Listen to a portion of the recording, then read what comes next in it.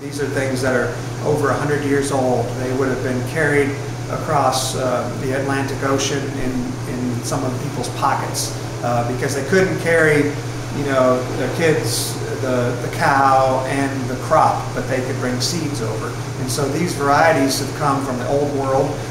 We've got varieties from South Africa, the Zulu pumpkin. This is a Native American variety. The Sandhills gold-striped cushaw. This is the Yugoslavian finger. It's an heirloom variety from the old world. It comes in a very small bush plant like a zucchini, so you don't need a lot of space to grow this. And then you get all these funky little fingers. One of the uses with this variety is you can cut this out, and then that gives you access to the cavity where the seeds are. Take the seeds out, and then that leaves the meat. And some folks will make a tomato soup or a butternut soup and serve it in this and use this as a bowl. So, you would actually bake this entire thing with the soup inside of it.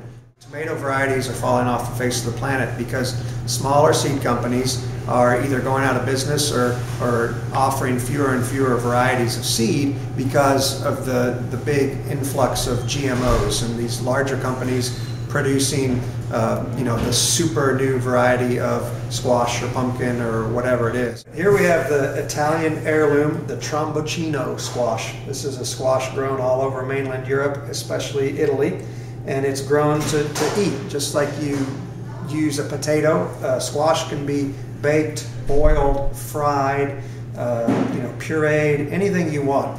This is the predecessor of a butternut squash.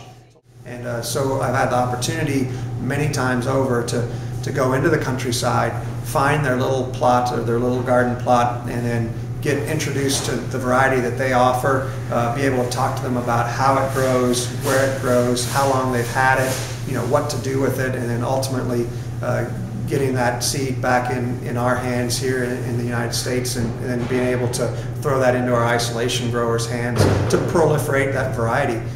So that's not an heirloom that falls off the face of the earth. So these pumpkin varieties have to be a half a mile apart from another pumpkin variety in the same species. So I have 56 growers last year all over the United States, all at least a half a mile apart from each other, growing different varieties within different species so that it's a pure seed. And this is, like I said, grown in isolation. It's one way to produce seed, and then these fruits that are grown are then collected and brought to the farm here at the Great Pumpkin Patch, where we seed save. We take the seeds out, we dry them, and then ultimately bottle them up for sale.